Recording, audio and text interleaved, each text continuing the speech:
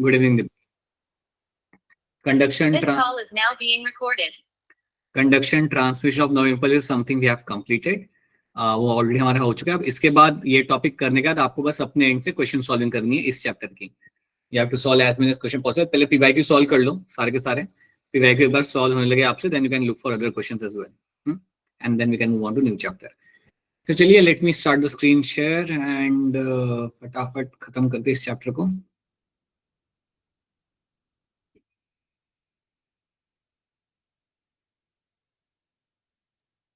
Right. So we have solved some questions with respect to different chapters as well. Alzheimer हम लोग यहाँ पे कर चुके हैं। प्रोग्रेसिव न्यूरल डिजेनरेशन की हमने बात की थी। न्यूरॉन्स की यहाँ पे डेथ हो रही है। सीवियर मेमोरी लॉस आपको होते हुए आपको मिलता है यहाँ पे, and it is all happening because of the lack of acetylcholine. Acetylcholine की, हाँ जी दिशा, गुड इवनिंग, की कमी की वजह से आपका अल्जाइमर यहाँ पे हो रहा होता है। सो ये चीजें हमने यहाँ पे सीख ली थी, समझ ली थी। Now let's start with my reflex action directly. So जब मैं रिफ्लेक्स एक्शन की बात करता हूँ, एक सिंपल डेफिनेशन आपके यहाँ पे ये बनती है, spontaneous autonomic response to a stimulus without the will of the animal. आपने सडनली एक रिस्पॉन्स दिया बिना कॉन्शियसली उसे कंट्रोल किए हुए, कॉन्शियसली जाने आपने एक रिस्पॉन्स दिया, उसको हम कहते हैं यहाँ पे रिफ्लेक्स एक्शन। फॉर एग्जाम्पल, अगर मैं गर्म पानी के ऊपर अगर अपना हाथ रख दूं या गर्म पैन के ऊपर अगर मैं अपना हाथ रख दूं, तो तुरंत मेरा हाथ अपने आप वहां पे हट जाएगा, तुरंत अपना जाएगा। सो that is autonomic automatic response, जो मैं बिना अपने विल के या बिना किसी कॉन्शियस डिसीजन के लिए मैं अपना देता हूं। इसको हम कहते हैं यहाँ पे reflex action. So reflex action क्या रखना है? It is a spontaneous automatic response to the stimulus without the will of the animal. Simple definition आपके यहाँ पे। अगर मैं आपकी आंखों में टॉर्च डालता हूं तो आपकी आंखें अपने आप बंद हो जाएगी, राइट? अगर आपके हाथों को हम रखते हैं किसी प्रीकी चीज के ऊपर, then you will suddenly give a response to that. Even आपका सलाइवेशन जब होता है, जब आपके सामने खाना आता है, ऑटोमेटिकली आपके सामने अगर मैंने पाव भाजी रख दी, सो लेक्चर की तरफ आपका ध्यान नहीं जाएगा, right? So will start salivating in your mouth part. These are all going to the example of a reflex action. This is something which does not happen as your control. Without your will, you will give a response, and that is something you find happening in this. तो ये होता है आपका reflex action. अब reflex action में आपका यहाँ पे इन्वॉल्व कौन होता है? आपके सेंट्रल नर्वस सिस्टम को यहाँ पे इन्वॉल्व होना पड़ेगा। You will always find your CNS is involved. जब मैं कह रहा हूं कि आपका CNS आपके यहाँ पे इन्वॉल्व हो रहा है, सो आपको याद रखना है कि CNS इन्वॉल्व होने का मतलब आपके यहाँ पे ये होता है, there are like two parts which are getting involved over there. Either you can have your brain getting involved, या फिर आपके यहाँ पे ब्रेन इन्वॉल्व हो रहा होगा, या फिर आपके रिफ्लेक्स एक्शन के लिए आपका यहाँ पे स्पाइनल कॉर्ड इन्वॉल्व हो रहा होगा।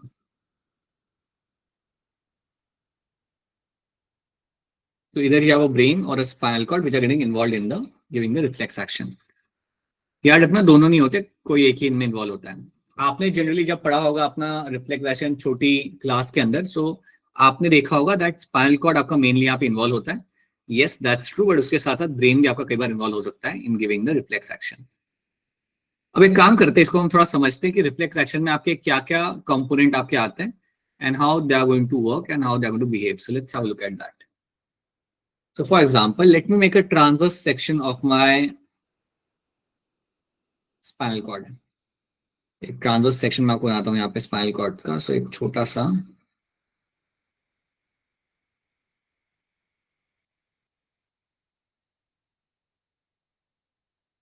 TS सेक्शन में बना लेते हैं।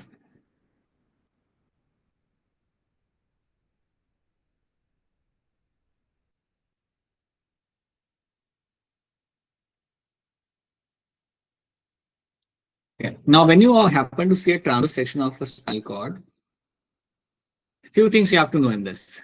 So, एक spinal cord से आपके कुछ यहाँ पे nerves निकल के आ रहे होंगे. So, you can have something called as my sensory nerves. So, assume करते हैं कि यहाँ से मेरे nerve निकल के आ रहे हैं sensory. So, this is one circuit यहाँ से अब एक निकल के आ रहा होगा. So, assume that यहाँ से जो मेरे nerves आ रहे हैं, these are my sensory nerves. अब sensory nerves का काम क्या होता है? Sensory nerves will have some receptor. Sensory nerves will have some receptor. तो यहाँ पे लिख देता हूँ मेरे यहाँ पे, they are called as my sensory nerves. I can also call them a sensory neuron. मैं वो भी टर्म इस्तेमाल कर सकता हूँ, neuron nerves. And sensory nerves जो मेरे यहाँ पे, इनको इवन कह सकते हो, अगर आपको याद होगा तो हमने एक और टर्म यहाँ पे इस्तेमाल किया था इनके लिए, we can also call him as efferent nervous. Right, I can call him as efferent nerves भी मैंने यहाँ पे कह सकता हूँ. So that is what I am called, that is what I'll be using a term for my sensory nerves. अब ये nerves आपके यहाँ पे करते क्या है? They will pick up the signal. इनका काम होता है सिग्नल को लेना. So in the end what will happen? They will have some receptors.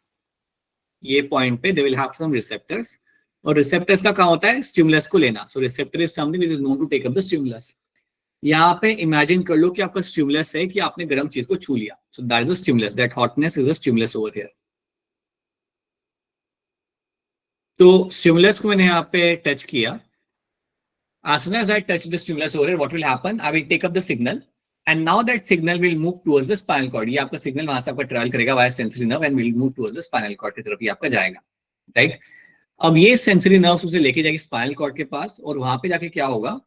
The sensory nerves will ultimately form something else. यहाँ पे आके there is a formation of a different nerve that is called as my interneurons. यहाँ पे कुछ आपके अलग से nerves आपको मिलेंगे यहाँ पे, and those are called as my interneurons. These are called as your interneurons. तो interneurons basically process करते हैं. They are a part of my CNS. Interneurons are a part of my CNS, और ये information को process करेंगे. Process करने के बाद आपको रिस्पॉन्स देना है. आपने गर्म चीज को हाथ लगा लिया, अब आपको यहाँ पे रिस्पॉन्स देना है. रिस्पॉन्स आपका यहाँ पे कैसे आएगा? So now you have one more circuit जो आपको यहाँ से निकल के आ रहा होगा. You have one more circuit over here, and the circuit which is coming out from this particular area, so you have an interneuron, और यहाँ से आपके कुछ nerves आपके निकल के आ रहे होंगे, and these nerves will be called as my motor nerves. Motor nerves, motor neurons, anything you can use, you can call them as the motor nerves, or motor neurons will be coming from this side. Motor nerves को अपन यहाँ पे बोलते हैं as a efferent nerves. अगर आपको याद हो तो we have done this thing. We also going to call them as a efferent nerves. बोलेंगे आप एज efferent nerves, राइट? अब आपके यहाँ पे हो क्या रहा है? आपके मोटर नर्व्स यहाँ से निकल के आ रहे हैं, and they are reaching up to your, they are going into your effector organ. ये जाके पहुंच रहे हैं अपने आप इफेक्टर ऑर्गन तक. So they are reaching to the effector organ. तो यहाँ पे आपका होगा इफेक्टर ऑर्गन. इफेक्टर ऑर्गन मतलब ये वो जगह है जहाँ पे आपको रिस्पॉन्स देना है. सो बेसिकली मोटर नर्व्स का काम होता है रिस्पॉन्स देना. अगर आपने गर्म चीज को हाथ लगाया, देन आपके हाथ को वहां से आपको हटाना है ना. You have to do the muscular contraction. तो मसल को कॉन्ट्रैक्ट करा के हाथ को हटाने के लिए वो इन्फॉर्मेशन आपकी जा कैसे रही है? That is going by the motor nerves, या मोटर नर्व्स, मोटर न्यूरॉन्स के थ्रू मेरा इन्फॉर्मेशन वहां तक पहुंचेगा टूवर्ड्स माय इफेक्टर ऑर्गन. और जैसे मेरा इन्फॉर्मेशन वहां पे पहुंचता है, my organ will give a right kind of response. मेरा ऑर्गन वहां पे मेरा टाइप का रिस्पॉन्स आपको दे देगा. हाँ जी Sita, good evening. This is what you find happening in this. तो ये बात आपको याद रखनी है. और ये जो पूरा सर्किट आपको यहाँ पे दिख रहा है, the complete circuit can find from the stimulus से लेके आपके इफेक्टर ऑर्गन तक, ये जो आपका पूरा सर्किट आपका बन के आपके सामने यहाँ पे दिख रहा है, that circuit over here is called as my reflex arc.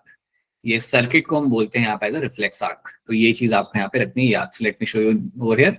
So it all starts with the receptor. Receptor से आपका यहाँ पे सर्किट स्टार्ट होगा.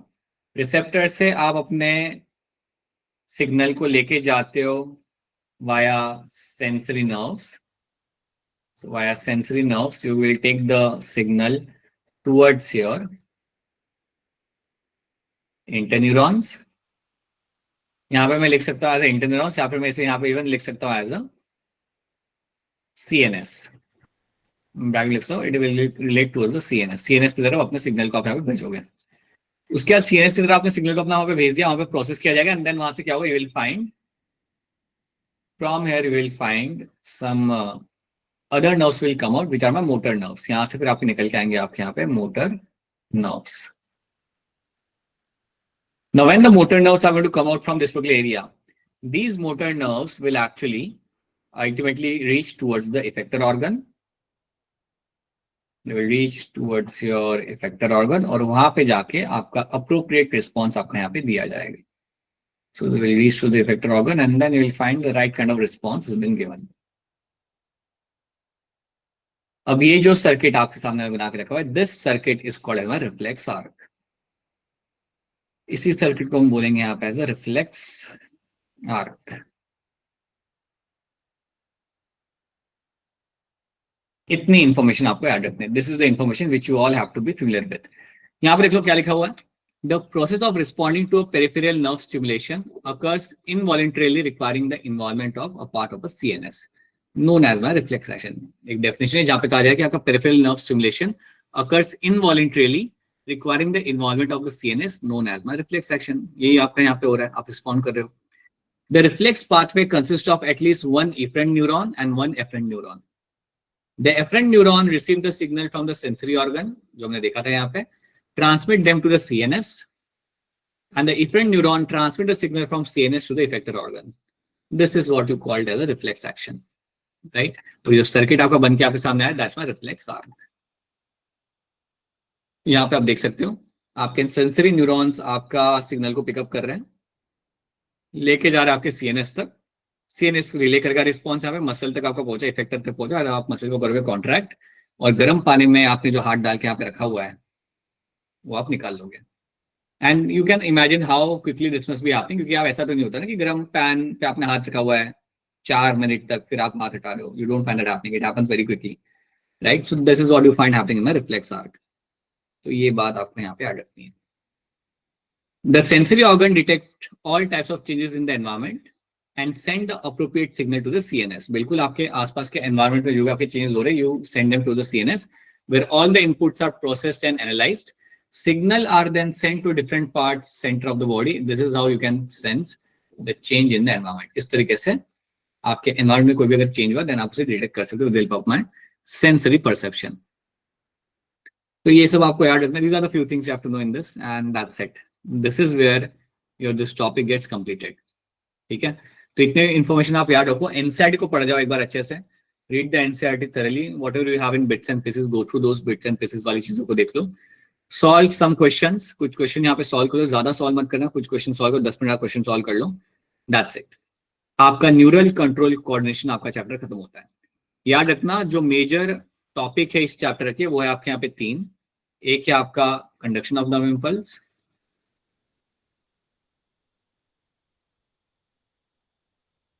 so that is going to be one topic which is going to be very important for you। इसको आपको याद रखना है। Then you have a transmission of nerve impulse,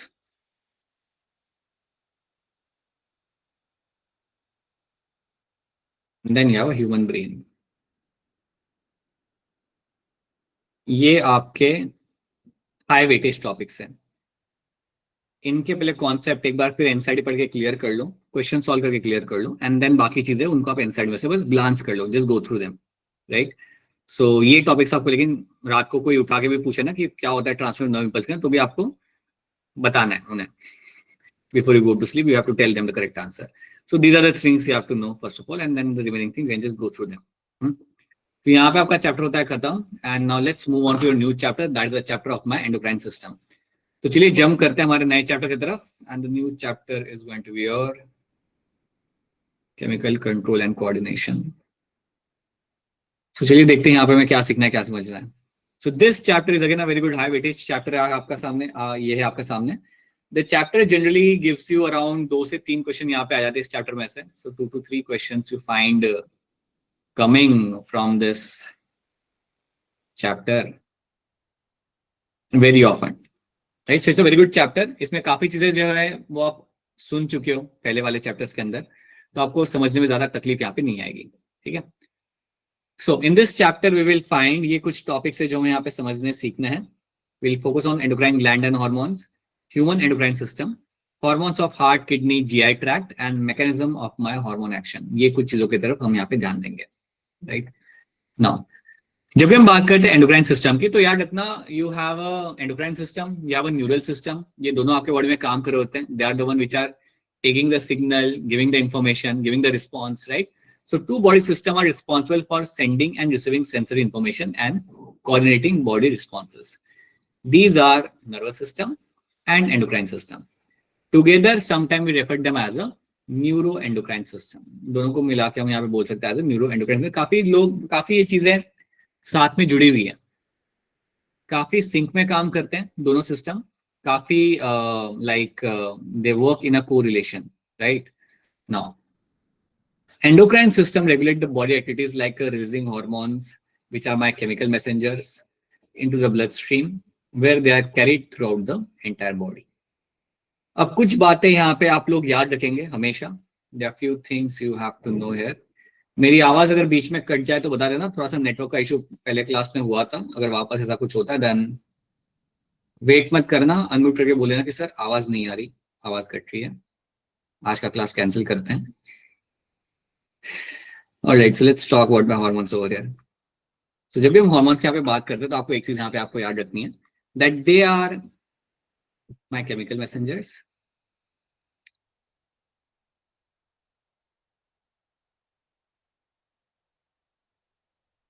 right, they are always produced in my small amount, like trace amount में. इनको हमेशा वो बनाएंगे हम लोग हमारा trace amount के अंदर. So they are always produced in a very small amount. बहुत small amount के अंदर आप इन्हें बनाते हो. Even when you make them in a very small amount में, they are good enough. इनको बनाया काफी कम amount में जाता है तब भी ये पूरा अच्छा सा रिस्पॉन्स आपको देते बॉडी के अंदर. Right? They are specific to target organ. They are specific to target organs. अब जब मैं कह रहा हूं they are specific to target organ, इसका मैं आपको एग्जांपल देता हूं. फॉर एग्जांपल, आपके ब्रेन में से, आपके पिट्यूटरी ग्लैंड में से आपका रहा है LHN FSH, वो आपका रिलीज किया जा रहा है. अब LHN FSH जाके बोलेगा गोनैड्स को, it will go and tell the ovaries to do something, it will go and tell the testis to do something. ऐसा कभी होगा नहीं कि LH जाके पैंक्रियास को कुछ कह रहा है कि आप ये कर दो या वो कर दो. Right, so will always find this hormones are always going to be very specific to their target organs. मतलब अगर आपका यहाँ पे TSH आ रहा है, आपका थायराइड स्टिमुलेटिंग हार्मोन अगर आपका आ रहा है from the pituitary gland, it will go and tell the thyroid gland only. वो जाके थायराइड ग्लैंड को जाके बोलेगा कि आप हार्मोन बनाओ, थायराइड हार्मोन बनाओ आप वहां पे. So you have to be very clear with that this hormones are going to be very specific to their target organ. अगर आपका पैराथायराइड हार्मोन अगर आपका आ रहा है ब्लड के अंदर, वो जाके बोन्स को ही जाके बोलेगा. It will go and tell the bones to start releasing the calcium ions. It won't go and tell someone else to do something else. So they are very much specific to the target organ. ये बात आपको यहाँ पे याद रखनी है. One more important thing you have to know that hormones are released directly into the blood. They are released into the blood. They are released into blood.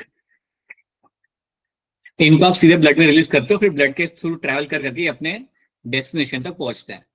Right, और कोई तरीका नहीं होता. सो आपका जो हार्मोन, आपका जो आपके ब्रेन में बन रहा है LH FSH जो आपको बन रहा है यहाँ पे, LH FSH will travel to the blood ना, via blood they will travel and they will reach to the gonads.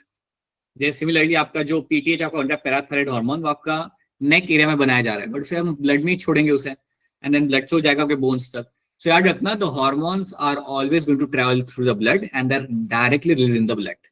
Okay, अब आपको यहाँ पे कुछ टर्म्स याद रखने जो बड़े ही आसान है आपके सामने. You have a term like your endocrine gland. अब थायराइड ग्लैंड हो गया या पिट्यूटरी हो गया, they are all my endocrine gland. Right, so endocrine gland आपके सामने लगा तो आपके पास बहुत सारे नाम है, like you have number of example. मुझे बताने की जरूरत नहीं है. You have a pituitary gland. Sir आपकी आवाज कट रही है. मेरी आवाज कट हो रही है, क्या बात है? नहीं हो रही है सर. अरे बता दो सब लोग, कॉमनली बताओ. कॉमनली ऐसा नहीं कोई एक स्ट्रेटेजी बना रहा है बच्चा, सब कॉमन मिलके बनाओ. राइट, अच्छा बता दो, आ रही है मेरी आवाज, नहीं आ रही? बता दो. आ रही है सर. आ रही है सर. बेटा थोड़ा सा अपना पोजीशन चेंज करो, बेटा थोड़ा पोजीशन चेंज करो, रूम बदलो. पलंग पे बैठे हो तो नीचे बैठ जाओ, नीचे हो तो पलंग पे आ जाओ, like do something. Some time थोड़े चेंजेस करते हो तो उससे नेटवर्क वापस आ जाता है. ओके, या फिर मैं ये करता हूँ, I am sitting at a table, I should sit at the floor, अगर सबके साथ होगा तो. Okay, so you have a pituitary gland, then you can also have a thyroid gland. These are all my endocrine gland. These are all my thyroid gland. ठीक है, like these are the example of endocrine gland. अब endocrine gland के बारे में आपको याद रखना है. हाँ, अभी ध्यान दो यहाँ पे, ठीक है. Endocrine gland is something which is also called as my ductless gland. Now when I say they are my ductless gland, तो इनका secretion via duct पास नहीं होता. इनका सिक्रेशन वाया डक्ट पास नहीं होता, इनका सिक्रेशन डायरेक्ट जाता है ब्लड के अंदर. सो याद रखना, they are my ductless gland. On the other hand you have number of exocrine gland, जो आपके जो होते हैं ना, they are my duct glands.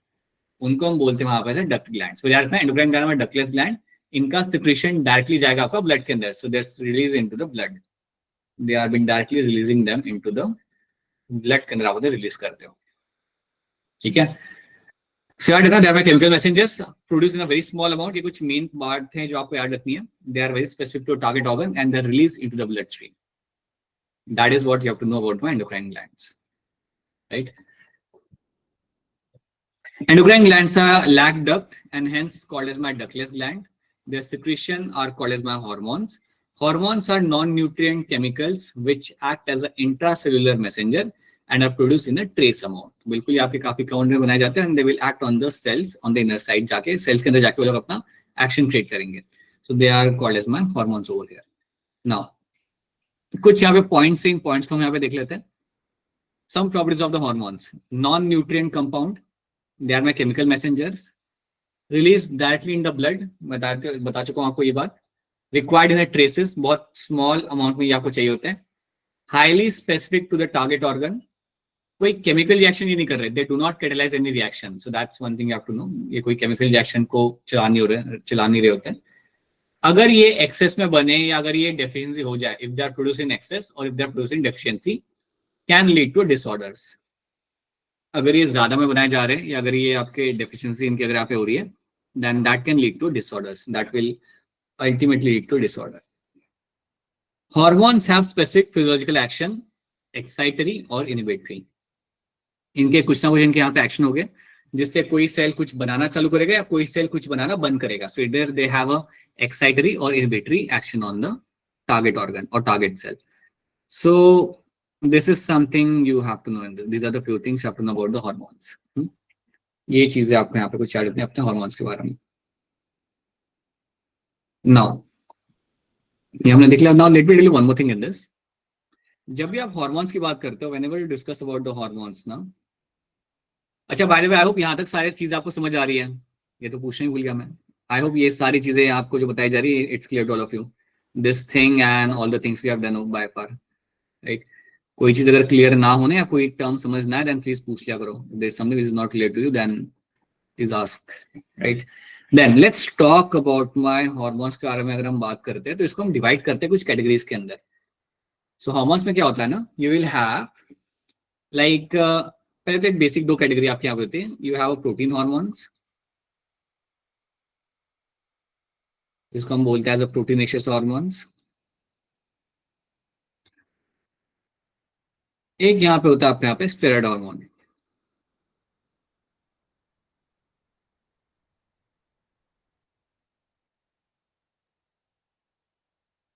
So you have a proteinaceous hormone and you have a steroid hormones, right? Protein hormone जो आपके यहाँ पे होते हैं, I can give you some of the example here is, one example is going to be your सबसे simple example, हम सबका favorite insulin. पूरा बायोटेक चैप्टर इसके ऊपर चला है. इंसुलिन आपके यहाँ पे हो गया. Then one more hormone like your glucagon, right? You can also have an example like your prolactin. These are all your example of your hormones made up of my protein. Then you can have a category of your hormones which are made up of my steroid hormones, which are my steroid hormones. के example आपके यहाँ पे क्या आता है? You can have something like your estrogen. You can have progesterone. And you can have something like your testosterone.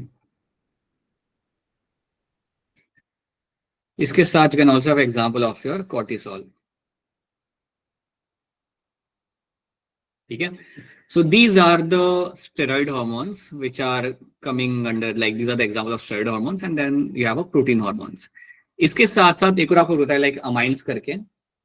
There's one more group you will have जिसको हम अलग से बाद में सीखेंगे थोड़ा सा. But you can have one more group in this, amines करके होता है. That means यहाँ पे क्या होता है ना, hormones are synthesized from the single amino acid. Amines में क्या होता है, you will have in this group you will have hormones formed from amino acid.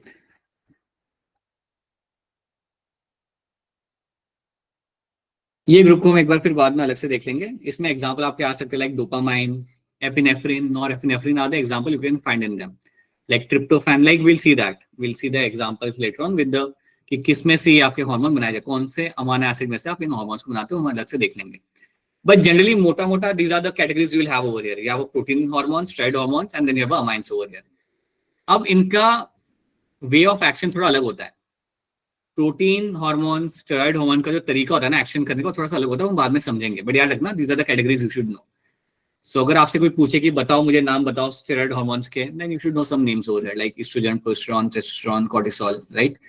If someone asks you कि बताओ क्या होते हैं मेरे protein rich hormone, then you can say use some name over here. ठीक है, तो ये कुछ नाम आप यहाँ पे ऐड रख लेना, एंड देन हम इनको अलग से वापस से देखते हैं. So that is something we have scene.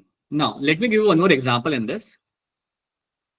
होता क्या है ना आपके साथ, that you have a term like my exocrine gland. कुछ एग्जांपल आपके सामने लगता हूँ, like you have something like your salivary gland, you have an example of your sweat gland. अब ये जो बेटा आपके ग्लैंड है यहाँ पे, you call them as collectively as exocrine gland. इन सबको हम यहाँ पे कलेक्टिवली एक नाम दे सकते हैं यहाँ पे, that these are all going to be called as my exocrine gland. अब exocrine gland are my duct glands. Exocrine gland जो मेरे यहाँ पे होते हैं, I am going to call them as a duct glands. I am going to call them as a duct glands. डक्ट ग्लैंड्स का मतलब आपका ये होता है कि इनका सिक्रीशन डक्ट के थ्रू पास होगा, और पास करने के बाद you will dump them into the body surface के ऊपर आप से रिलीज कर दोगे. बेसिकली सलाइवरी ग्लैंड का सिक्रीशन आपका आता है बकल कैविटी के अंदर, सो बॉडी सरफेस पे आपको आ रहा है. आपका इवन कई सारे एंजाइम्स आपके बनाए जाते हैं by some of the internal organs, like stomach आपके एंजाइम्स बनाता है, so you have some glands over there which are exocrine. So वहां से आपके जो एंजाइम्स आ रहे हैं they are going into the stomach. याद रखना, डक्टलेस ग्लैंड या एक्सोक्राइन ग्लैंड जो आपका होता है, ये अपना सिक्रीशन कभी भी ब्लड में रिलीज नहीं करेगा. ये अपना सिक्रीशन कभी भी ब्लड के अंदर रिलीज नहीं करते. The secretion will pass through a duct and will be release on to the body surface. It can be a intestine, it can be a stomach, but their secretion will never will be release in the blood stream. It is always release on the body surface and they passes through a duct. मैं आपको यहाँ पे example देता हूँ, काफी छोटा सा simple सा एग्जाम्पल देता हूँ जो आप जिसको आप रिलेट भी कर पाओगे. Like you have your pancreas. हम सबके पास है pancreas. Pancreas will have two kind of roles. Pancreas के पास दो रोल आपके यहाँ पे आ जाते हैं. एक तो उसके पास होता है उसका एंडोक्राइन रोल, एक तो इसका यहाँ पे रहेगा endocrine role. So endocrine role के अंदर आप जानते हो it will have the role of your insulin and glucagon. So आपने ये बात पढ़ी है बहुत पहले, एक बार फिर हम इस चैप्टर में देखेंगे that you have your beta cells. Beta cells ने रिलीज करना अपने आप hormone, that is your insulin, right. On the other hand you also have something called as my alpha cells. ये सारे सेल्स आपको पैंक्रियास में मिलेंगे, ठीक है, जिनको हम बाद में अलग से देखेंगे दैट कहाँ पे आपको मिलता है. सो अल्फा सेल्स आपके होते हैं पैंक्रियास में, या बीटा सेल. अल्फा सेल आपके रिलीज करेंगे hormone, that is my glucagon.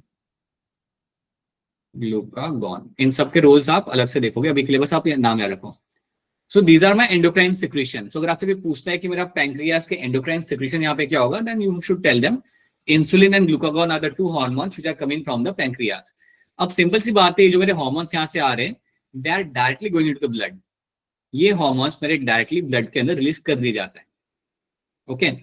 On the other hand अगर मैं बात करता हूँ, you have some exocrine secretion as well.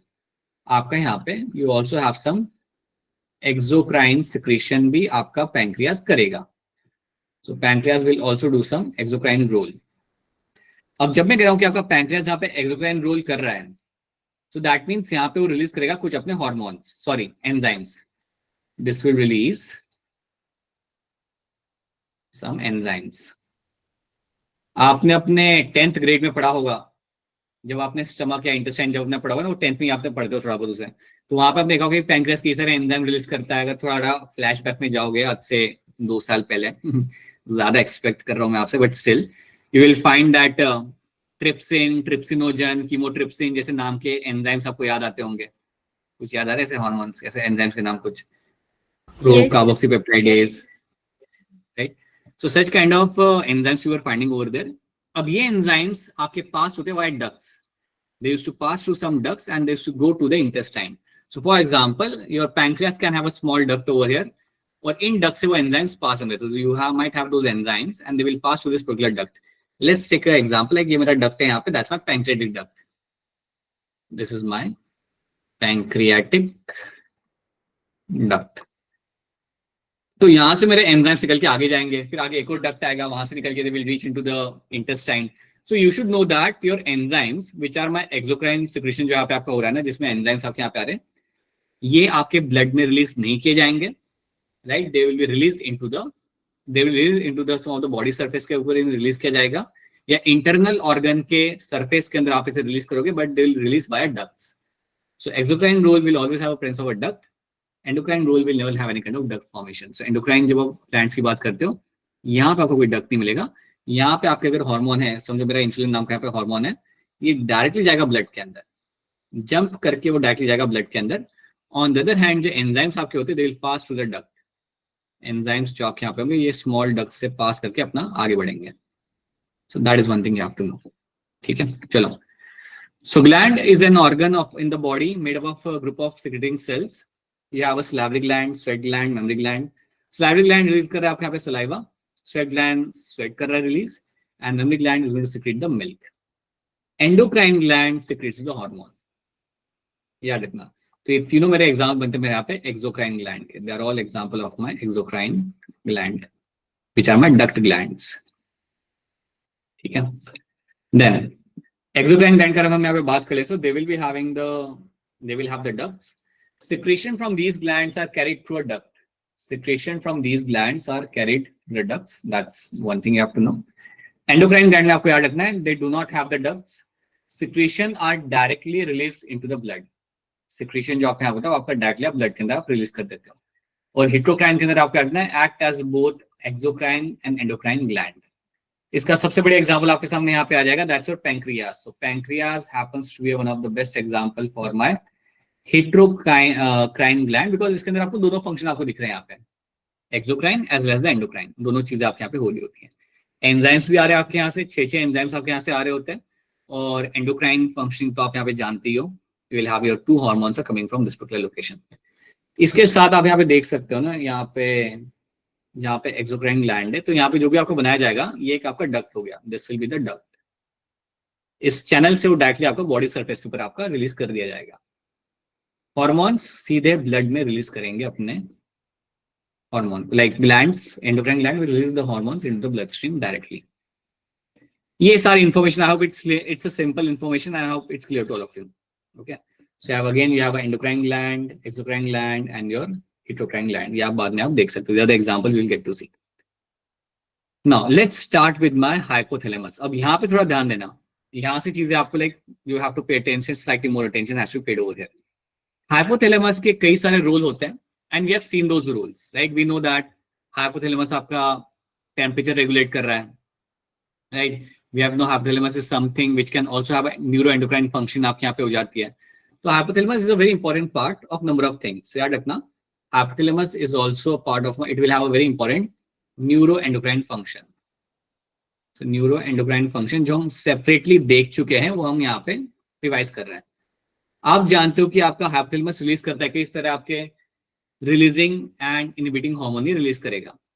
चलिए उनकी तरफ हम यहाँ पे ध्यान देते हैं. Hypothalamus, a basal part of diencephalon, contains several group of neurosecretory cells called as my nuclei. इसमें कई सारे आपके न्यूरोसेक्रेटरी सेल्स आपके होते हैं, you call them nuclei, which produce hormones which regulate the synthesis and secretion of pituitary gland. तो यहाँ से आपके कुछ हार्मोन्स बन के निकलते हैं, and these hormones are known to regulate the synthesis and secretion of my pituitary gland. तो ये काम होता है मेरे हाइपोथैलेमस का. अब इसका ये जो काम है ना, यहाँ पे थोड़ा ध्यान देना, we have to be slightly we have to pay attention over here कि यहाँ पे कर क्या रहा है. देखो, हाइपोथैलेमस नाम आपका पे दिख जाएगा. I think all of you can see the name of the hypothalamus over here. अब थोड़ा ध्यान देना है यहाँ पे आपको एक न्यूरॉन दिखेगा, you call it a hypothalamic neuron. So you can see a neuron over here, let's call it a hypothalamic neuron जो यहाँ पे मेंशन किया हुआ है. So let's me make a small neuron over here. एक छोटा neuron मैं आपको बना के देता हूँ यहाँ पे. This is my hypothalamic neuron. This hypothalamic neuron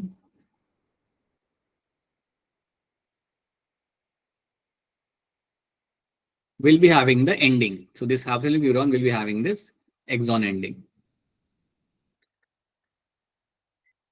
तो आप थोड़ा ध्यान से देखना, ये जो आपका हाइपोथैलेमिक न्यूरॉन है ना, इसके अंदर आप इमेजिन करो कि यहाँ पे आपके कुछ हॉर्मोन्स को बनाया जा रहा है.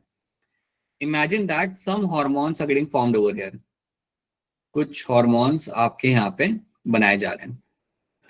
अब ये हॉर्मोन्स आपके ट्रैवल करते हुए नीचे तक आएंगे, एक्सॉन एंडिंग तक आएंगे. अब देखो वहां से क्या हो रहा है. अगर आप यहाँ पे थोड़ा ध्यान दोगे, if you just pay attention, यहाँ पे आपको एक कुछ स्ट्रक्चर यहाँ पे बना के रखा हुआ है, and that structure is nothing but my some capillaries. यहाँ पे आपको कैपिलरीज आपको यहाँ पे दिख रही है.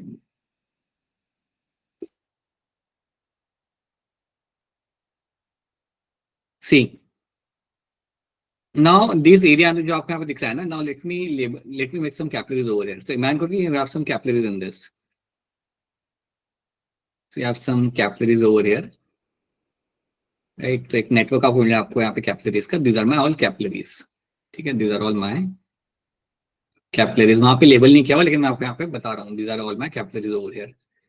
तो आपके जो हार्मोन है ना, यहाँ पे जो एक्सॉन एंडिंग तक आपका जो यहाँ पे हार्मोन बन के आ चुका है, ये आपका वहां से निकल के आएगा कैपिलरी के अंदर. From there, this hormone will enter inside the capillary. So now we will find the hormone has entered inside the capillary. अब जैसे ही मेरा हार्मोन यहाँ पे कैपिलरी के अंदर आ चुका है, अब यहां से क्या होगा. This capillaries will form the when. ये कैपिलरीज आपके यहाँ पे बनाएंगे आपके सामने यहाँ पे when. So this capillaries will come together and will form the when. Capillaries will come together and will form your when. अब ये सारी कैपिलरीज जिन्होंने यहाँ पे वेन बनाया, नाउ दे विल, आगे बढ़ेंगे ये लोग, and they will reach into your anterior part of my pituitary gland. देखो यहाँ पे हुआ क्या है, आप इस पिक्चर को ध्यान से देखो. यहाँ पे आपका यहाँ पे ये कैपिलरीज ने यहाँ पे एक ब्लड वेसल बनाई है आपके यहाँ पे. जो ब्लड वेसल जो यहाँ पे बनी है, that's a vein, and that blood vessel has again reach into the anterior part of the pituitary gland, and after reaching over there they have reform the capillaries. आप समझिए इस बात को, जो पूरा नेटवर्क आपको यहाँ पे दिख रहा है ना, जो बना के रखा हुआ है आपके पिक्चर के अंदर, they have again form the capillaries. तो ये बन कहाँ पे रही है, they are formed in the anterior pituitary gland. तो मैं एक बार फिर यहाँ पे बता देता हूँ.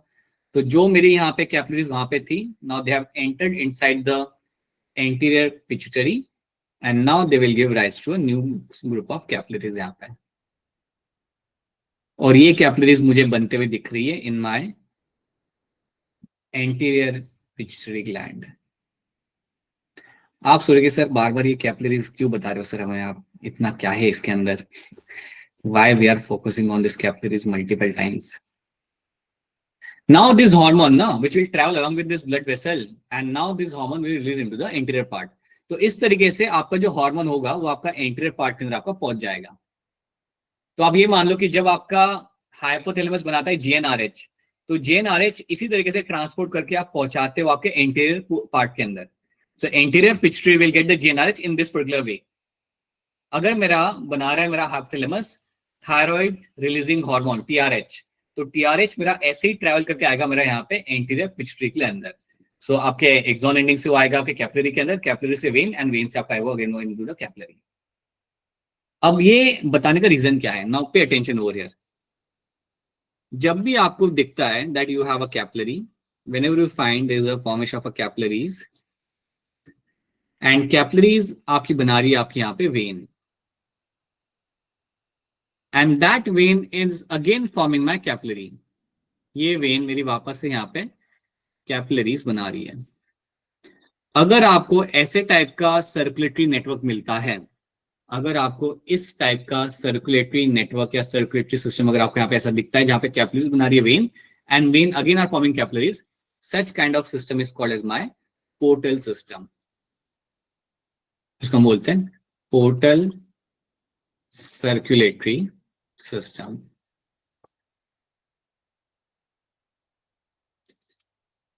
ठीक है. जनरली आप नोटिस करना होता क्या है, जनरली क्या होता है ना कि आपके कैपिलरीज वेन बनाती है, और फिर ये वेन डायरेक्टली आपका जाता है हार्ट तक, बीच में वो कुछ नहीं बनाता. आप कभी नोटिस करना, जनरली आपने ये पढ़ा है ना that arteries form arterioles, arterioles forms capillaries, capillaries form venules, venules forms vein, and then those veins are going to go towards the heart. और फिर हार्ट से आपका ब्लड आपका प्यूरिफाई होगा, एंड देन वहां से आपकी आर्टरीज बन के वापस से आपका ब्लड सर्कुलेट आप करते हो. बट यहाँ पे थोड़ा आपका अलग है ना network. Capillaries are forming vein, यहाँ तक सब ठीक है, but again those veins are again forming capillaries. This kind of network or this kind of circulatory pathway is called as my portal circulatory system. ठीक है, इसको हम बोलते हैं यहाँ पे पोर्टल सर्कुलेटरी सिस्टम. और ये जो सिस्टम आपको दिख रहा है आपके हाइपोथैलेमस के अंदर, that is called as my hypophyseal portal system. You called as a hypophyseal portal system. आपके ब्रेन में, आपके बॉडी के अंदर आपको दो याद रखने हैं. एक तो आपका होता है आपका हाइपोफिशियल पोर्टल सिस्टम, जहां पर आपको मिलेगा कि आपकी कैपिलरीज बना रही है when, and they're again reforming the capillaries over there. That's your hypophyseal portal system. इसके अलावा आपके बॉडी में एक और पोर्टल सिस्टम आपको मिल जाएगा, जिसका नाम आपने कभी ना कभी सुना होगा, पढ़ा होगा. That is called as my hepatic portal system. Hepatic portal system. ये दो पोर्टल सिस्टम आपकी बॉडी में आपको दिख जाते हैं. So whenever you get a term like a portal system, आपको याद रखना है कि यहाँ पे कैपिलरीज थोड़ा अलग बिहेव करेंगी. They will form the vein and again those veins will form the capillaries over there. तो ये चीज आपको यहाँ पे याद रखनी है. This is called a portal system, जो यहाँ पे इन्होंने मेंशन किया हुआ है. देखो यहाँ पे इन्होंने लिखा हुआ है, it is a portal circulation. So when they are writing portal circulation, you should know that capillaries forming veins and again they are forming the capillaries. अब बताओ, क्या ये वाली बात आप सबको यहाँ पे समझ आ रही है? Is this thing clear to all of you? Yes, sir. Yes, sir. इसमें अगर कोई चीज लग रही हो देन बता देना. अगर यहाँ पे कोई मसला आ रहा हो या कोई चीज पंगे वाली लग रही हो then please let me know that. It's important, that's why I am paying slight more attention over there, that's why. ठीक है, अगर लगे ना कि रिपीट करना है देन बता देना. सो that is what you find happening in this now. ये आपका यहाँ पे हो गया. आफ्टर दैट यू हैव, चलो ये तो हमने देख लिया कि कैसे आपके हार्मोन्स को आप सिक्रीट करा के पहुंचा रहे हो आपके इंटीरियर पार्ट के अंदर. Now have a look at the posterior part. Posterior part में कुछ ऐसा है नहीं. पोस्टीरियर पार्ट के अंदर ब्लड वेसल का इन्वॉल्वमेंट है नहीं. व्हाट इज हैपनिंग, अगर आप देखोगे यहाँ पे you have a single neuron, और न्यूरॉन पूरा आपका जा रहा है पोस्टीरियर पार्ट तक. तो जो भी आपका यहाँ पे बनाया जाएगा ना, water is getting form in the neuron के अंदर, वो आप डायरेक्टली रिलीज करोगे अपने पोस्टीरियर पार्ट के अंदर. So that is one thing you have to know कि आपके पोस्टीरियर पार्ट के साथ तो उसका कनेक्शन काफी सीधा सीधा होता है. यहाँ पे ब्लड वेसल्स का इन्वॉल्वमेंट है ही नहीं. There is no involvement of blood vessel over here, and that neuron is the one which is going to secrete the content into the posterior part of the pituitary gland. जो उसके दो hormone होते हैं ना, वो यहाँ पे आपके डायरेक्टली वहां पे आ जाएंगे. वैसे कौन से दो हार्मोन आते हैं आपके पोस्टीरियर पार्ट के अंदर? Oxytocin and vasopressin. Right, oxytocin and vasopressin is something you will be finding coming in this. Right, अब एक और चीज आप यहाँ पे याद रख लेना. If you have this small stock, ये जो आपको स्मॉल स्टॉक है, मैंने आपको बताया था कि आपका हाइपोथैलेमस आपका कनेक्टेड होता है आपके पिट्यूटरी ग्लैंड से with the help of small stalk. What is the small stalk is known as, क्या होता है ये स्मॉल स्टॉक मेरा यहाँ पे? इन्फंडिबुलम. इन्फंडिबुलम. बाकी बच्चे हैं कहाँ पे? सब लोग डिनर कर रहे हैं, सब लोग प्लेट लेके बैठे हुए हैं. हाँ बेटा, आंसर करो आप लोग भी. So yes, that stock is called as my. हाँ अभिषेक, बोलो बताओ. और मैं कर गया डिनर, अब सब डिनर कर रहे हैं. वही सिर्फ अभिषेक है जो डिनर करके आया, बाकी सबका ऐसे ही प्लान था. कौन सा लेक्चर है आज? बायो का ना. डिनर कर लेंगे फिर अपन, चलो कोई बात नहीं. आप तुम लोग. So these are the things you have to know in this. So इतनी इन्फॉर्मेशन आपको यहाँ पे याद रखनी है. Few basic things you should be very much clear with, right? चलो अब देखो यहाँ पे क्या लिखा हुआ है. So you have over here the releasing hormone. They stimulate the secretion of, so basically nuclei of hypothalamus are secrete two type of hormone. Either releasing hormone, they stimulate the secretion of pituitary gland. Example, gonadotropin releasing hormone. ये जाके आपके बोलता है आपके pituitary gland को कि चलो release करो, LH और FH को रिलीज करो. That is what it will tell. So you call them as a releasing hormone. ये जाके बोलते हैं आपके pituitary gland को to release something. So that is called a releasing hormone. You also find some of the inhibiting hormones. कुछ आपके hormones जो आपके यहाँ आते हैं hypothalamus, you call them as a inhibiting hormone. इसमें क्या होता है? They inhibit the secretion of the pituitary gland. ये जाके pituitary gland को जाके बोलेंगे कि आपको ये secrete नहीं करना है. For example, somatostatin from the hypothalamus. ये जाके बोलता है pituitary gland को to inhibit the release of the growth hormone. It will go and tell this pituitary gland to not to release the growth hormone from the pituitary gland.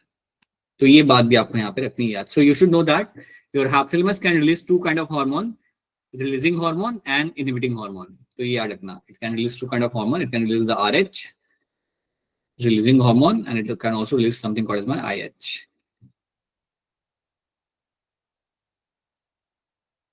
These hormones originating from the hypothalamic neurons passes through the axon and are released from the nerve ending, right? These hormones reach the pituitary gland through portal circulatory system, जो भी हमने यहाँ पे देखा, and regulate the function of the anterior pituitary. We have seen that. ये हमने दोनों points को हमने यहाँ पे ड्रॉ करके हमने यहाँ पे देख लिया, राइट? हाइपोथैलेमस के बारे में अगर हम बात करें यहाँ पे तो एक चीज रखना, anterior pituitary gland is under the control of the secretion of the nuclei, whereas posterior pituitary is under the direct neural regulation of the hypothalamus. आप देख सकते हो आपका डायरेक्ट न्यूक्लियस के डायरेक्ट आपका न्यूरॉन ही वहां पे आपका कनेक्टेड है आपके हाइपोथैलेमस से लेके पोस्टीरियर पार्ट तक, तो डायरेक्ट को से वहां से वो रेगुलेट कर लेता है. Okay, now let's have a look. हम कुछ यहाँ पे हार्मोन्स के नाम देख लेते हैं जो आपका हाइपोथैलेमस यहाँ पे रिलीज करता है, जैसे कि ग्रोथ हार्मोन, रिलीजिंग हार्मोन, जो जाके बोलेगा आपके पिट्यूटरी ग्लैंड को. So let me just write down few things. So ये जो हार्मोन होता है ये जाके आपका बोलेगा आपके पिट्यूटरी ग्लैंड को कि चलिए रिलीज करिए अपना वहां से growth hormone, right?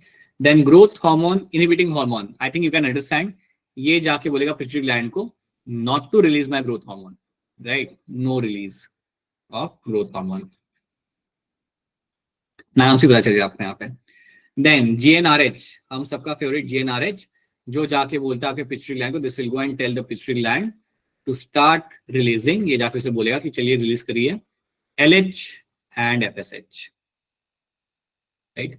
Then corticotropic releasing hormone, ये बेसिकली जाके बताएगा आपके अगेन पिट्यूटरी ग्लैंड को to release something called as my ACTH, adrenocorticotropic hormone.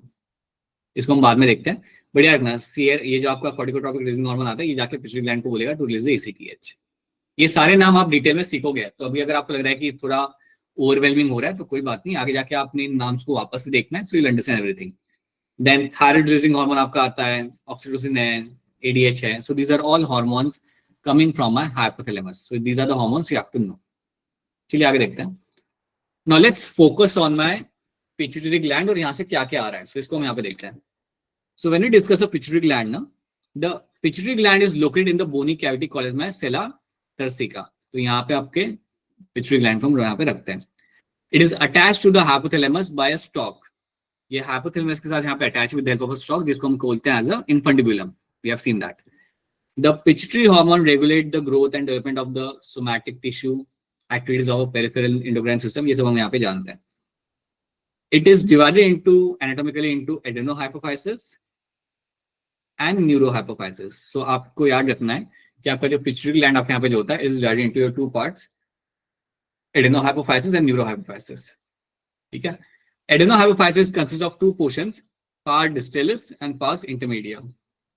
अब ये यहाँ पे आप एक चीज यहाँ पे देखना.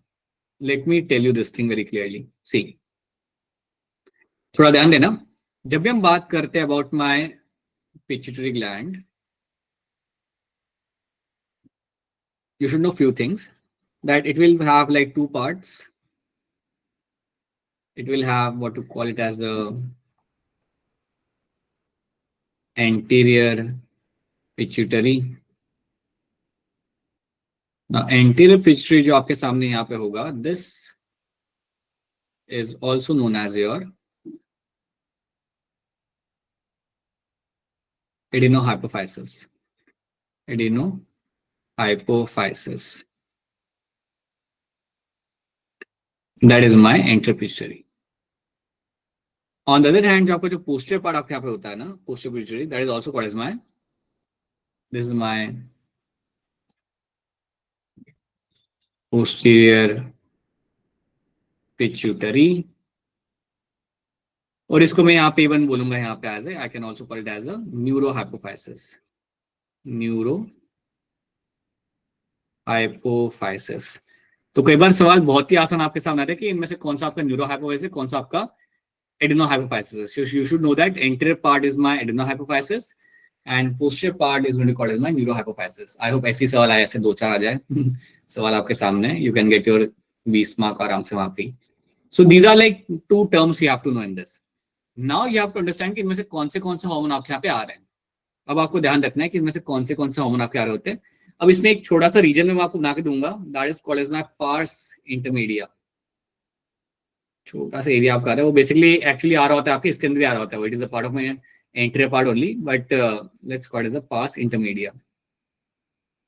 Parse intermedia. चलो इसको हम बाद में देखते हैं. Now let's have a look at some of the hormones coming from the anterior part of my pituitary gland. क्योंकि यहाँ से आपके कई सारे हार्मोन आते हैं, पोस्टीरियर पार्ट से तो दो ही आते हैं, vasopressin and oxytocin. These are the only two hormones I will find coming from the posterior part. Anterior part से क्या आ रहा है हम यहाँ पे देख लेते हैं. सो एंटीरियर पार्ट से आई will be finding you will have a hormone like your, एक तो हमारे वेल नोन जिसे हम बहुत अच्छे से जानते हैं, एक तो आपका यहाँ पे आएगा आपका FSH and LH. These are something we are all familiar with, right? एक और जिससे हम वाकिफ हैं वो है हमारे यहाँ पे prolactin. What is my prolactin is known for? बताओ जल्दी अनम्यूट करके वैसे ही. What is my prolactin is known for? Formation of milk. Development of Formation of milk in the mammary gland. बहुत सही. So that is something which is also coming from the anterior part of my pituitary gland, right? Then you have something like my thyroid stimulating hormone, TSH. आगे देखोगे आप. Thyroid stimulating hormone. ये आपका आता है interior part से और ये जाके बोलेगा आपके थायराइड ग्लैंड को to start making thyroid hormone. So basically TSH आके बोलता है थायराइड ग्लैंड को कि चलिए चालू करिए बनाना your T3 and T4. Something will see that separately, but TSH will come from my anterior part of my pituitary gland. Mix मत करना. आपका जो हाइपोथैलेमस में आ रहा था वो आता आपका TRH, thyroid stimulating hormone, right? यहां से जो आपका आ रहा है that's my thyroid stimulating hormone. ठीक है. So thyroid releasing hormone, sorry, thyroid TRH आपका आ रहा था आपके hypothalamus में से, that was my thyroid releasing hormone, और यहाँ से आपका आ रहा है आपका thyroid stimulating hormone. Then you have some other hormones over there like your growth hormone. ये growth hormone की वजह से आपकी growth हो रही होती है. So you find कि आपका जो teenage का जो टाइम होता है वो टाइम पे आपका bones का elongation आपके यहाँ पे होगा, cells का नंबर आपका बढ़ेगा यहाँ पे, and that is something you will find happening inside your body. Once you hit the puberty, you will find suddenly height बढ़ती है आपकी, you gain some muscles over there. This is all because of my growth hormones. So growth hormones are the one which will promote the growth in the body, basically. Simple. Then you can have something called as my ACTH, adrenocorticotropic releasing hormone. Sorry, adrenocorticotropic hormone. So adrenocorticotropic hormone जो आ रहा होता है, इतना बताना चाहूंगा फिलहाल के लिए कि ये जाके आपके एड्रिनल ग्लैंड को जाके कुछ बोलेगा और वहां पे जाके उसे बोलेगा to release some hormone which is by cortisol, जो अभी आप आगे पढ़ोगे. फिलहाल मैं चाहता हूँ कि आप इन नाम से वाकिफ हो जाओ. I just want to remember कि ये नाम आपके आ कहां से रहे. FSH, LH, prolactin, TSH, GH, ACTH, they are all coming from the interior part of my pituitary gland, right? And then आपका जो पास इंटरमीडिया है, कई सारी बुक्स लिखते हैं कि पास इंटरमीडिया से आपका एक हार्मोन आता है, एंड कई सारी बुक मेंशन करते हैं कि वो इंटीरियर पिट्यूटरी का ही पार्ट है. So there is one more name I will write over here, and that is going to be called as my MSH. There's one more name you can know over here. That's going to be called as my MSH. Melanocyte stimulating hormone. Melanocyte stimulating hormone. Basically, ये आपके skin cells को जाके बोलेगा to release the melanin. और अगर आपको melanin term याद आता है, then you should know that it will give me the dark coloration.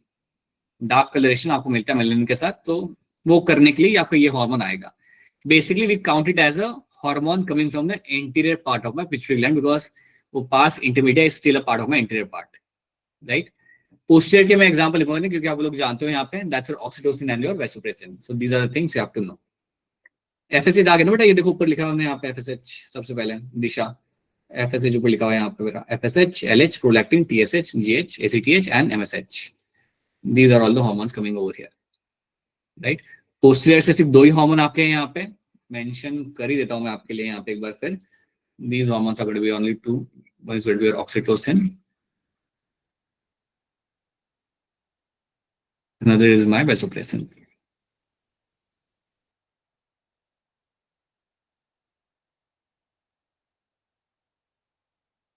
ठीक है, चलो. So now you have your brain hypothalamus connected to the pituitary gland. You can see that in this picture. So pituitary gland is divided into three parts: anterior part and posterior part main होता है आपके यहाँ पे. Then you have a small part, intermediate pituitary. लेकिन वो अब नहीं मिलता. Adults के अंदर वो आपको देखने के लिए आपको नहीं मिलेगा. So that is something you forget that. This is not something you find in the adults. देखो, a healthy adult human pituitary gland consists of two parts, anterior and posterior part. The intermediate pituitary regress during the gestation, so during the embryonic development only, ये आपका regress हो जाता है, छोटा हो जाता है, and is absent in the adult human being. आपको नहीं दिखता. Following are the major function of the hormones. So let's see what are the hormones coming from the anterior and posterior part. पहला आपका यहाँ पे आएगा human growth hormone, responsible for the growth and repair of all the cells in the body. That is what my growth hormone is known for, right? Numbering मत देखना, numbering ऊपर नीचे यहाँ पे. But you should know that growth hormone is something I've told you. Bone elongation आपका हो गया, cell division आपका यहाँ पे हो गया. So bone elongation and cell division are promoted with the help of my growth hormone, right? TSH को हम अलग से पढ़ेंगे, but अभी याद रखना. Thyroid stimulating hormone is also coming from the anterior part, and it influences the thyroid gland for the release of the thyroxine. Basically, ये जाके बोलेगा thyroid gland को कि आप बनाओ. पहले तो आप thyroid hormone बनाओ, and then it will tell them to start releasing the thyroid hormone, right? So that is what my TSH is known for. Then ACTH, जो मैंने आपको बताया था, adrenocorticotropic hormone. ये जाके स्पेसिफिकली आपके एड्रिनल ग्लैंड को जाके बोलेगा टू रिलीज द कॉर्टिसोल, ताकि आपका एड्रिनल ग्लैंड आपका कॉर्टिसोल अपना वहां पे रिलीज करें, जिसको हम इवन कहते हैं स्ट्रेस हार्मोन, राइट? इसको हम अगेन सेपरेटली सीखेंगे, बट अभी के लिए याद रखना. अगर आपको याद हो तो कुछ दिनों पहले हमने बनाया था एड्रिनल ग्लैंड बनाया था. Now adrenal gland used to have centre में एक एरिया था. सेंटर में जो एरिया था यहाँ पे ग्लैंड का, उसे हम क्या बोलते थे? Medulla. What is my medulla? And the outer part over here will be called as my cortex. Cortex. याद रखना, जो ACTH होता है ना, it will act on cortex. हमेशा याद रखना, ACTH will always have its action on the cortex. ACTH cortex को जाके अपना stimulate करेगा, and then the cortex will give you something. ठीक है? So ACTH will go and act on the cortex, and then you will find कि आपका cortisol आपका निकल के वहां से आ रहा है. So ये information भूलना मत कि ACTH act कर रहा है cortex के ऊपर, not on medulla. मेडुला को कंट्रोल आपके न्यूरॉन्स करते हैं अलग से, सो उसका वहां पे कोई काम नहीं होगा. देन LH मैंने एक्सप्लेन नहीं करना है, ये हम अच्छे से पढ़ चुके हैं. LH and FSH, you know that they are going to control the sexual and reproductive behavior of the animal, and they are collectively called as my gonadotropins, right? Then you have a prolactin. They produces the milk in the breast. They're going to produce the milk in the breast. That's something you know that. MSH, involved in stimulation of production of the melanin by और hair में से आपका melanin secretion आपका यहाँ पे होगा. So these are the things you have to know in this. सो ये सारे मेरे हार्मोन से याद रखना, MSH, प्रोलैक्टिन, LH, FSH, then we have ACTH, TSH and human growth hormone. They are all hormones coming from the anterior part of my pituitary gland, right? And then आपका आता है यहाँ पे posterior part के hormones, which are my ADH, antidiuretic hormone, and दूसरा आपका यहाँ पे आएगा आपका ऑक्सीटोसिन. अब मेरा सवाल आपसे यहाँ पे ये है, सवाल ध्यान से सुनना. सवाल कुछ ऐसा है कि मुझे बताओ आप लोग, लेट्स अज्यूम कि आपने सुबह से पानी नहीं पिया, गर्मी का मौसम है, और आप घूमने के लिए निकल गए फॉरेस्ट में बिना वाटर बॉटल लिए. कंडीशन समझ आ गई आप लोगों को? यहाँ पे सिंपल है, पानी नहीं पिया है आपने सुबह से, फॉरेस्ट में गए घूमने के लिए without water bottle, right? You have gone over there. Now you tell me, hand raise करके मुझे एक्सप्लेन करना. Now you have to tell me, क्या आपके बॉडी के अंदर ADH ज्यादा होगा, कम होगा, और जो भी आपका ADH है उसका वहां पे काम क्या होगा? Raise your hand to answer this. I think the conditions, pre conditions have been very much made clear to you. वापस सुननी है तो बता दो.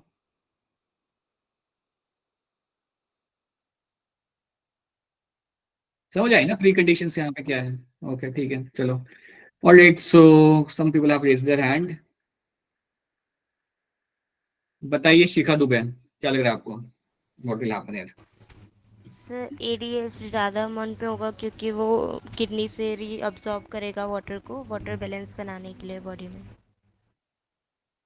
कहाँ से अब्सॉर्ब करेगा पानी? किडनी में से. किडनी में कहाँ पे जाके एक्ट करेगा?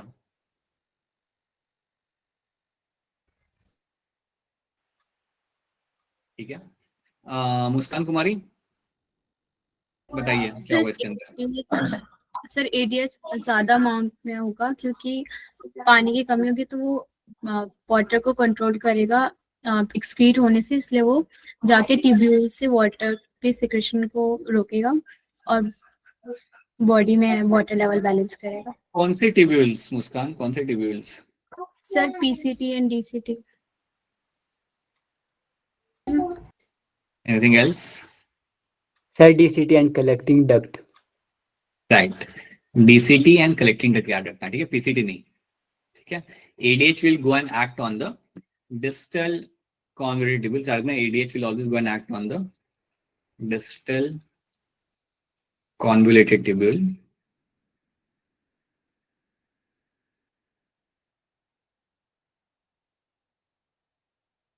And it will also act on your collecting duct. ठीक है, ये इन दोनों के ऊपर जाके एक्ट करेगा, and it will actually promote the reabsorption of water. So this will actually promote the water reabsorption. Water reabsorption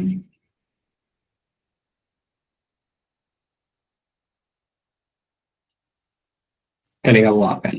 अब मुझे एक और बात बता दो यहाँ पे कि अगर ये यहाँ पे ये चीज हो रही है, यूरिन कैसी होगी, कॉन्सेंट्रेटेड या dilute? Raise your hand to answer this. Raise your hand. हाँ अभिषेक, हाँ हैंड रेज करो अभिषेक पहले। कंसेंट्रेटेड, अभिषेक ने हैंड रेज किया। अभिषेक मुझे बताओ कि आप कह रहे हो कि होगी यहाँ पे कंसेंट्रेटेड, मुझे बताओ यूरिन का कलर क्या होगा? Sir, yellow orange. Right, so it will be having a darker colour और लाइटर कलर, कैसा होगा? Sir, darker color होगा. वो मुझे जानना है, yellow orange like no is saying purple and green, but yes, so you'll find the urine will be having a darker coloration over there, and the darker coloration itself is indicated that the urine is going to be highly concentrated over there. Right, this is what you find happening. So ADH का role याद रखना हमेशा। अच्छा मुझे बताओ, someone raise their hand and explain me what will be the condition when you have winter का महीना है, पानी काफी पी के रखा हुआ है, then ADH का अमाउंट कम रहेगा, ज्यादा रहेगा, and अगर कम है तो कम क्यों है, ज्यादा है तो ज्यादा क्यों है? Raise your hand to answer this. If you have a winter month, अच्छा खासा आपने पानी पी के रखा हुआ है, how things are going to be inside your body? बोलिए अंशिका शर्मा, बताइए। सर अमाउंट कम रहेगा क्यों? सर, क्योंकि विंटर में वाटर लॉस होता नहीं है ज्यादा। राइट, तो कंजर्व करने की यहाँ पे जरूरत है नहीं। सो इन Yes, that sir. Case urine dilute हो गया, कंसंट्रेट होगी? Little bit dilute. Dilute, you will always find the urine in this condition is dilute, because जब आपके बॉडी में एम्पल अमाउंट ऑफ वाटर होगा, then you'll always find the urine is going to be dilute at that point of time, right? It is not going to be concentrated. So that is also something you have to know in this. So this is what you find happening in terms of my ADH, और ADH के functions को आपको आपने सही तरीके से याद रखना है। कोई किसको याद है, हमने ये बात किया था, अगर ADH नहीं बन रहा आपके बॉडी के अंदर, then hand raise करना, then there is a condition you are suffering with, and that condition is called as what?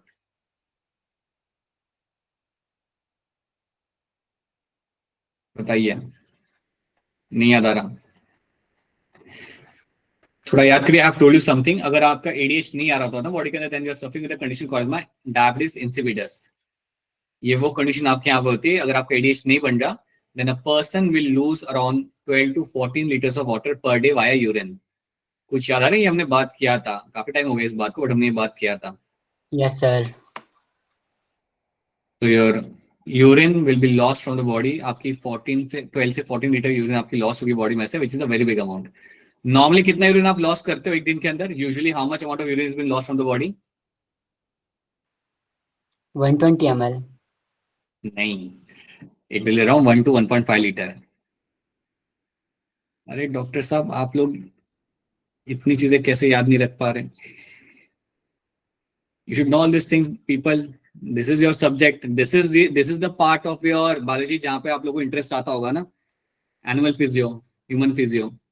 यही तो एक पार्ट है जिसको तुम इमेजिन कर करके like this is the what you have to become, you have to become doctor treating all the organs and dealing with them.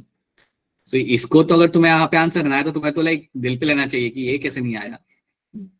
Morphology तुम गड़बड़ करो तो भी समझ आता है, this is something should be close to you, so you should know all those things, that how much is urine getting passed over here, and अगर condition अगर होती है आपकी डायबिटीज इंसिपिडस की, then you will lose a huge amount of urine over there. You should know all those things. Oxytocin का काम हम यहाँ पे जानते हैं। Can anyone explain me the role of oxytocin? लिखा हुआ है, but still I want few things in this. Tell me, anyone raise your hand and tell me the role of oxytocin over here. Alright, Tell us, Anshika Sharma, what is the role of oxytocin generally in the female body? Sir, it helps the digestion of milk and it also helps in the uterus का contraction control करता है delivery के time. Right. तो मुझे बताओ, true, अब मुझे बताओ ये ऑक्सीटोसिन का सिक्रेशन कौन से टाइम पे ज्यादा आपको मिलेगा देखने के लिए बॉडी के अंदर, फीमेल के अंदर? सर लैक्टेशन टाइम पे. Lactation time पे and at the end of pregnancy as well, ना? At the end Sir, of pregnancy as parturition. well, you will find parturition के time पे you will find the amount of oxygen will be much more higher in the bloodstream, which will actually going to trigger the uterine wall contraction, which will actually help in the childbirth.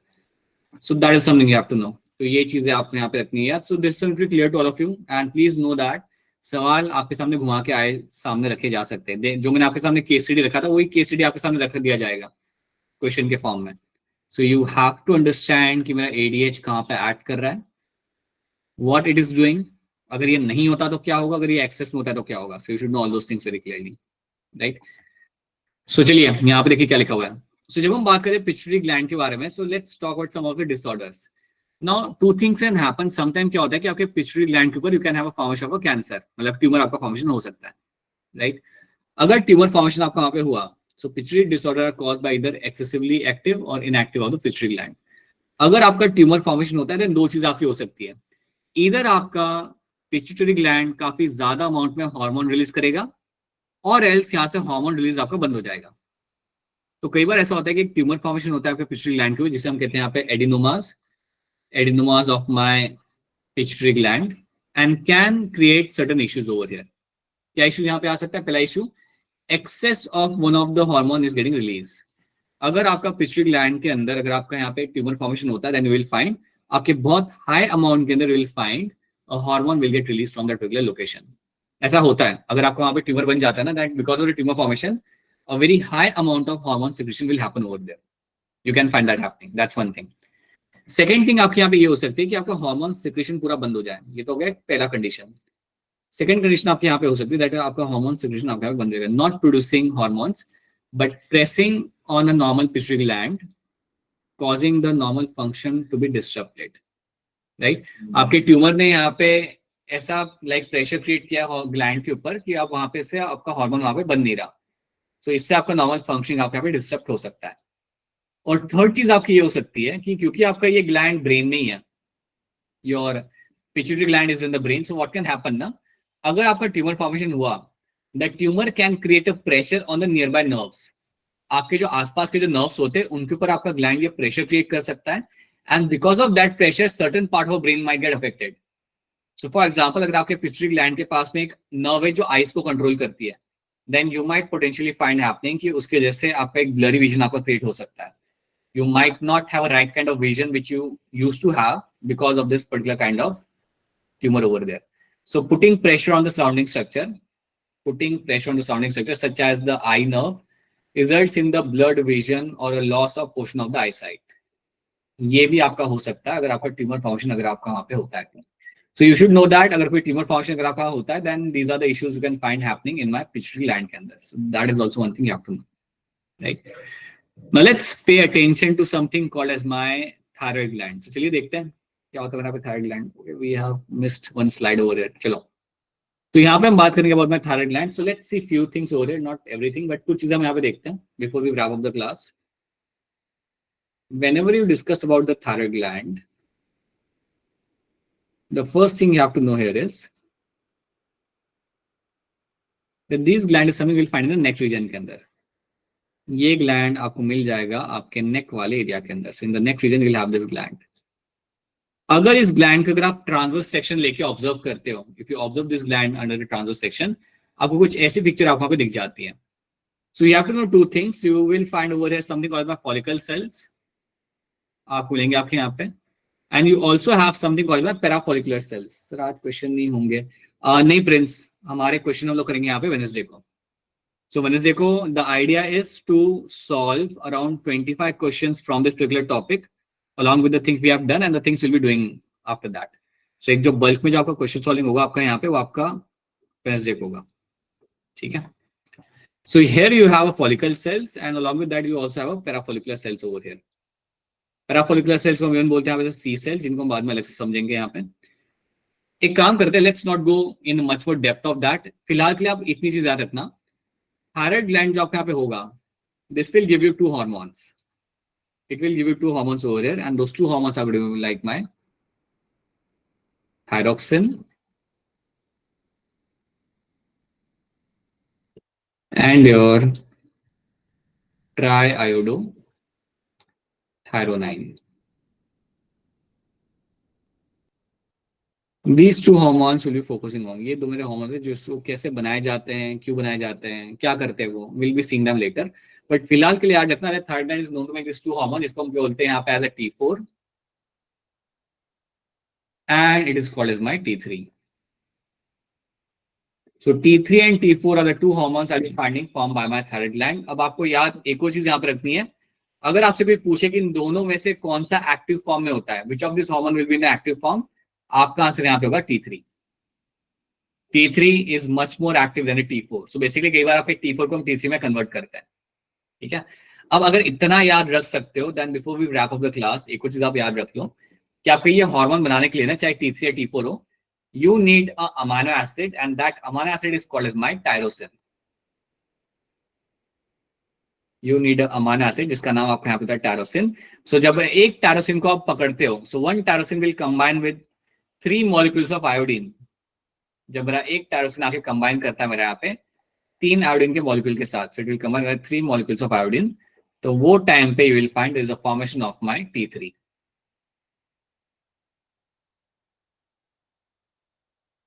ठीक है।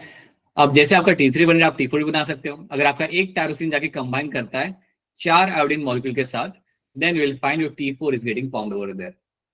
ठीक है, so this something you have to know. एक और बार इसे हम detail में थोड़ा बाद में वापस से देखेंगे अगली क्लास के अंदर। So that is something you have to remember in this. अब आपका जो एमटी आने वाला है ना, एमटी के लिए मैं आपके साथ, देखो ये चैप्टर आपका हो जाएगा, न्यूरल कंट्रोल आपका हो चुका है, उसके क्वेश्चंस हम सॉल्व कर लेंगे। लोकोमोशन मूवमेंट आपने अभी भी किया रिसेंटली, सो वो भी आपका फ्रेश होगा। You know what is happening in a sarcomere and everything, you know that. So that is also something you have solve some question, तो आपका फ्रेश है वहां पे। आई वुड वांट कि अगले 2 दिनों के अंदर आप प्लांट फिजियो के 2 चैप्टर आप रिवाइज करो। That's what I want from your side, कि आप photosynthesis and respiration in plants इनको आप रिवाइज कर लो। एक दिन में आप 3 पॉकेट्स बना लो, like you divide your day in 3 parts, कि मैंने 45 मिनट सुबह देने, बीच में मुझे आधा घंटा देना है रीडिंग के लिए, और रात को सोने के लिए मुझे आधा घंटा देना है वहां पे।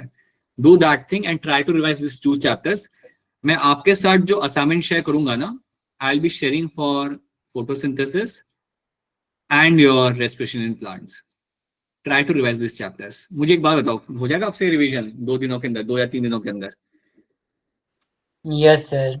यस ना यस ड्रैग करके बोल रहे हो। हाँ जी कोमल बताइए, क्या सवाल है आपका? सर आपने लास्ट चैप्टर में जो T3 की फॉर्मेशन बताई थी वो एक बार और बता दो। हाँ, T3 में यहाँ पे ये कह रहा हूँ, तो T3 में बेसिकली आपके यहाँ पे होता क्या है ना, कि आपका ये amino acid, so this tyrosine is going to be amino acid, यहाँ पे इज योर अमाइनो एसिड। अब टायरोसिन जहाँ मेरे यहाँ पे अमाइनो एसिड, अब ये अमाइनो एसिड क्या करेगा यहाँ पे, it will combine with my 3 molecules of iodine. So iodine के 3 मॉलिक्यूल्स के साथ ये कंबाइन करेगा, so this I stands for my iodine over there. और जब ये आयोडीन के साथ कंबाइन कर रहा है, that will lead to formation of my T3, that is going to be your triiodothyronine. मेरे यहाँ पे रेडी हो जाएगा। उसी तरीके से अगर मुझे T4 बनाना है, then again I will have to do one the same thing. एक tyrosine molecule will combine with my 4 molecules of iodine, that will lead to formation of my T4। इसलिए कहा जाता है you need to have iodine in your blood stream. पहले तो new TV पे भी चलता था, बच्चों को आयोडाइज सॉल्ट पिलाओ, खिलाओ, make sure that they are getting the iodised salt all the time, because अगर आयोडीन ना हो ना, देन काफी इंपैक्ट पड़ता है, and specially even in the early stage में बहुत इंपैक्ट पड़ता है। So having iodine in the salt is super important, because iodine is important for formation of my T3 and T4। अगर ब्लड में आयोडीन नहीं हुआ, पता है आपने वो कंडीशन देखी होगी, पिक्चर देखी होगी गॉइटर की, पूरे ऐसे स्वेलिंग होता है आपके नेक के अंदर, you must have seen that thing, right?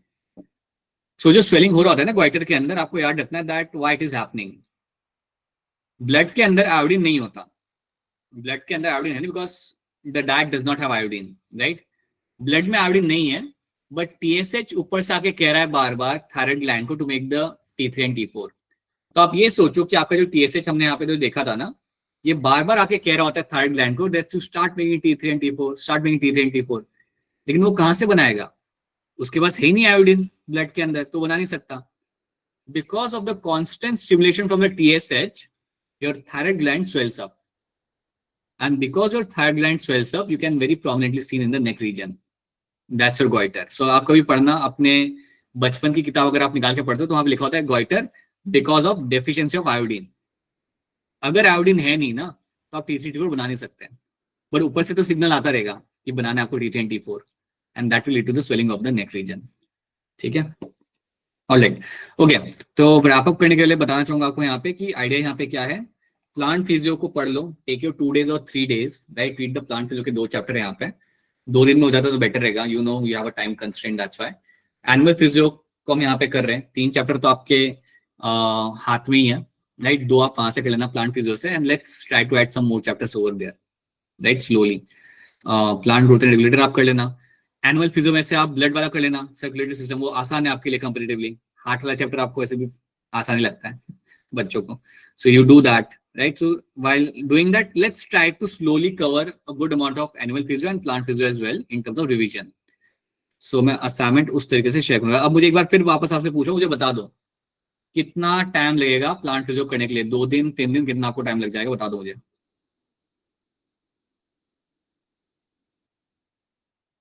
नहीं बताना. 3 दिन, 3 दिन, 2 दिन, जितना जल्दी हो सके कर लो, बिकॉज संडे को टेस्ट है ना, इसलिए.